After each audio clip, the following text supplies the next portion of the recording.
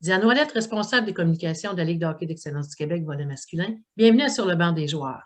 Le sujet de l'heure, c'est la Coupe Dodge, la Coupe Stanley du hockey mineur. Enfin, après 2 ans d'absence, elle aura lieu. Et les équipes de la LHEQ visiteront les régions du Saguenay-Lac-Saint-Jean et du Bas-Saint-Laurent. Donc, les gens qui habitent dans ces coins-là, vous aurez l'occasion de venir encourager et voir en action ces joueurs de la Ligue d'excellence du Québec. Alors, pour vous parler un peu plus de la fébrilité, du comment on a pu maintenir la motivation chez nos joueurs et chez les entraîneurs et comment on se prépare à la veille, parce qu'on sait que c'est du 13 au 17 avril prochain qu'aura lieu ce championnat-là. J'ai invité des entraîneurs de la Ligue. Donc, j'ai invité M. Martin Rondeau, entraîneur-chef du M13 des Forestiers d'Amos. Allô, Martin? Bonjour, Diane. J'ai invité aussi Sébastien Godreau, des gouverneurs de Massé-Vanier, entraîneur-chef du M15 Relève. Alors, bonjour Sébastien. Bonjour. Et aussi des M17 Espoirs, des Albatros du Bas-Saint-Laurent, l'entraîneur-chef Pierre-Yves Courbron. Allô, Pierre-Yves. Salut, Diane. Bienvenue et merci d'avoir accepté cette invitation-là, messieurs.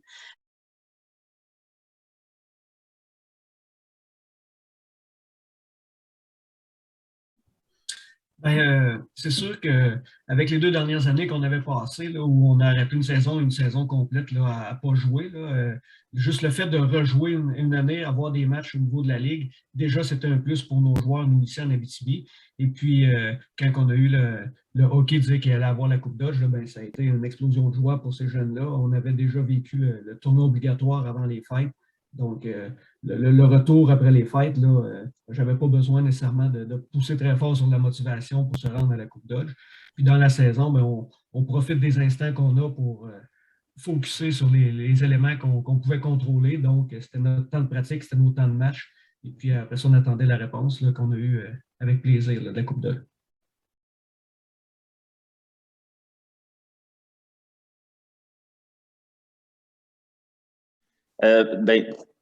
C'est sûr que quand il y a eu l'arrêt en 2020, à la toute fin de la saison, ça nous a privé de la fin de la saison régulière, puis de la Coupe Dodge. C'est sûr que ça a été difficile pour tout le monde, autant les joueurs que les entraîneurs. Je pense que l'important là-dedans, quand on s'est mobilisé, tous mes collègues et moi, ben, c'était de faire comprendre aux joueurs qu'il allait avoir un après. De voir la grande photo et non la petite photo à court terme. Puis, il fallait qu'ils comprennent qu'il allait avoir un après, qu'il allait avoir un retour au hockey, puis que le moment qu'il allait avoir le retour au hockey, c'est qu'ils soient prêts comme athlètes pour ce retour-là, pour performer, pour atteindre leur objectif. Nous, de notre côté, on s'est mobilisé comme on pouvait, donc encadrement du kinésiologue pour des entraînements hors glace à distance. On a créé des conférences aussi, entraîneur midget 3, entraîneur midget espoir, Bantam 3 à l'époque, avec différents intervenants, des entraîneurs de la Ligue nationale, la Ligue américaine, la Ligue junior majeure, des anciens joueurs également, notre structure des Albatros qui évolue maintenant au niveau professionnel, qui venait parler aux joueurs. Au départ, c'était pour les joueurs de la structure, puis on s'est rendu compte, on a un grand territoire qui part de la Pocatière au Bas-Saint-Laurent jusqu'aux îles de la Madeleine. Puis on a pensé à intégrer les jeunes du hockey mineur qui vivaient la même déception. Puis les conférences ont passé de 50 à 100, 200, 250 personnes qui venaient écouter. Fait que je pense que ça a été intéressant à ce niveau-là de toucher différents aspects là, avec les joueurs.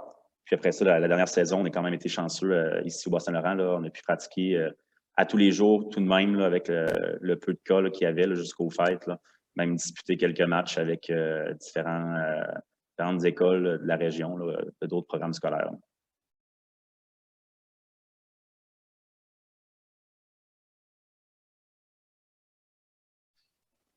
C'est évident qu'avec une saison hors du commun, avec la plupart des tournois cancellés, que la Coupe Dodge était attendue avec impatience. Les joueurs ont soif et très envie de compétition. L'événement de la Coupe Dodge apporte vraiment la joie là, au sein de l'équipe, sans contredire. De se retrouver à l'hôtel, de vivre l'expérience des restos d'équipe, de pouvoir affronter, d'avoir la chance d'affronter d'autres équipes que dans notre région. Puis, on s'entend, la Coupe Dodge, c'est un événement. Donc, ils ont tout très hâte, ça, je vous le garantis. Puis ça paraît dans leurs yeux. Puis je peux vous dire aussi, les parents ils ont très hâte de se présenter à la Coupe Dodge et de vivre l'événement.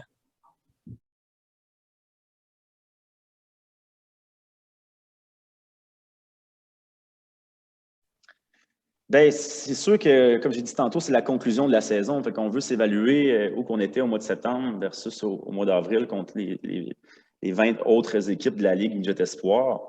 Mais, tu sais, rendu là, ce que je m'attends de mes joueurs, ce qu'on veut voir, bien, ce qui fait la différence dans une compétition qui est longue comme ça, donc du mercredi au dimanche, c'est l'attention aux petits détails. Donc, autant sur glace que hors glace va faire la différence. Puis, on parle beaucoup aux joueurs dans ce genre d'événement-là d'être les meilleurs dans ce qu'ils contrôlent.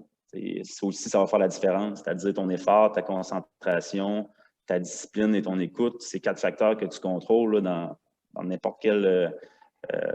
dans la vie de tous les jours, en fait. Là. Donc, on veut être là-dedans, être les meilleurs dans ce qu'on contrôle, être très attentionné sur les détails sur glace et hors glace, puis de s'amuser au final aussi. Je vous écoute parler et j'aimerais savoir, est-ce que dans le midget espoir, Pierre-Yves, de ce que j'ai pu comprendre, la parité est pas mal là?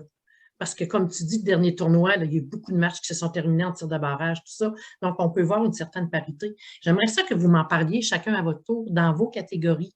Qu'est-ce que ça dit? Écoute, on est au 9e anniversaire de la LHQ. On entame notre 10e l'an prochain déjà. Donc, qu'est-ce que vous avez pu observer depuis que vous êtes là par rapport à vos catégories? Ben, au niveau du M13, c'est sûr que si on regarde le classement et tout, il y a des équipes qui sont vraiment démarquées par rapport au nombre de victoires et défaites, mais au fur que l'année avance, je pense que autant les équipes de bas de classement réussissaient à se rapprocher des autres, seulement dans les matchs et des choses comme ça, que quand on arrive à la Coupe Dodge, ça va un petit peu dans le sens de mes deux collègues. Là, l'engagement des joueurs vont faire que des fois, les équipes vont beaucoup mieux sortir. Et puis, comme c'est un tournoi de fin de saison, ben, on peut s'attendre à ce qu'il y ait des joueurs qui n'ont pas nécessairement toujours fait les bonnes choses dans l'année, qui vont arriver là et puis vont tout risquer, vont mettre tout le meilleur d'eux-mêmes dans les matchs. Et puis, il y a des surprises qui peuvent se causer là, mais plus ça allait dans le même 13, plus il y a des matchs se resserraient. Donc, à la Coupe Dodge, ça sera vraiment des belles parties à voir. On souhaitera que peut-être une des équipes de bas de classement réussisse à faire un bon bout de chemin, ce qui va montrer une certaine parité un peu à ce niveau-là. Les petits détails font la différence. Nous, cette année, dans notre saison, on a affronté des équipes de bas de classement, puis on a affronté des équipes de haut de classement, puis on a causé des surprises. T'sais. On s'est fait causer la surprise à nous, puis on a causé aussi des surprises. Donc, tout se joue sur la glace. Je pense que si les joueurs mettent, comment on appelle ça, être tous sur la même page en même temps, que tout le monde aille dans la même direction, chaque équipe de la Coupe Dodge peut créer des surprises. Donc, toute catégorie confondue au niveau de la LHQ, je pense qu'on peut être compétitif. Comme j'ai dit tantôt, c'est une saison en soi, ce tournoi-là. Donc, il ne faut pas prendre pour acquis qu'une première place va terminer première puis une dernière place va terminer dernière. Il faut faire attention, il faut voir les choses match par match et donner tout ce qu'on a. T'sais, honnêtement, je pense que c'est la beauté de ce tournoi-là aussi.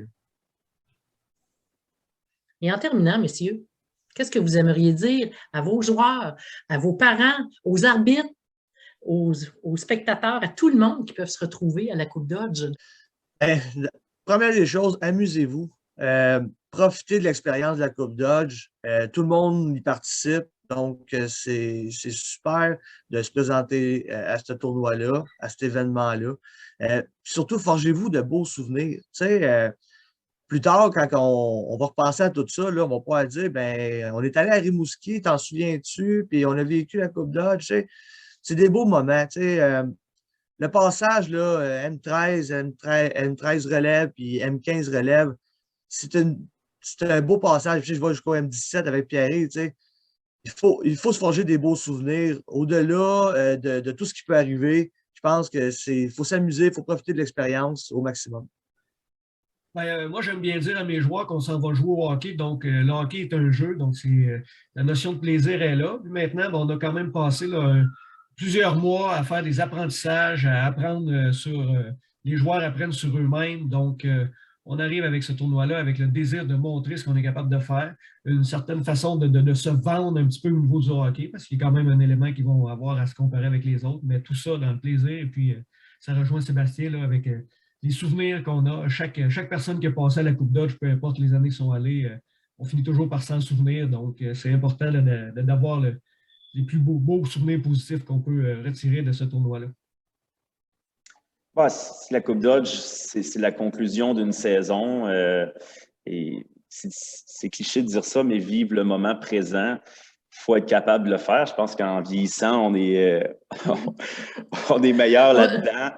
Mais tu sais, il faut vivre le moment présent puis s'assurer de ne pas avoir de regrets par la suite. Puis on fait du hockey pour ce genre d'événement-là aussi. Je pense autant les joueurs, puis même je pense qu'on peut inclure les parents aussi là-dedans, puis certainement les entraîneurs. On fait du hockey pour ces genres d'événements-là grandioses qui procurent des émotions. Ces émotions-là que le hockey procure dans ce genre d'événements-là, c'est indescriptible selon moi. C'est une question de passion, puis ça ne s'explique pas.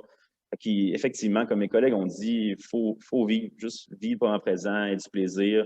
Puis, c'est ça, avoir du plaisir, je pense qu'il faut le répéter.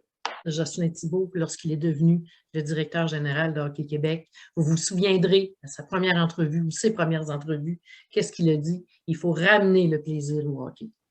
Alors, je suis heureuse de constater que ce mot-là fait partie de votre vocabulaire. Donc, on va inviter les gens. Alors, les gens qui vont être là, ceux qui sont là pour vous accompagner les équipes, les joueurs. Donc, on va s'adresser aux parents, aux amateurs, aux spectateurs. Alors, on vous invite avec tambour et clairon. Apportez vos crécelles, apportez votre joie de vivre, allez encourager ces jeunes-là. Faites de ce moment-là un moment festif. C'est ça que la Coupe Dodge, la Coupe Stanley du hockey mineur vous invite à faire. Du 13 au 17 avril prochain, dans la région du Saguenay-Lac-Saint-Jean et du Bas-Saint-Laurent, vous pourrez voir à l'œuvre les équipes de la LHEQ. Merci beaucoup à vous, messieurs, d'avoir accordé ce temps-là et bonne chance à tout le monde. On vous souhaite le meilleur des succès. Merci, Diane. Merci, Diane.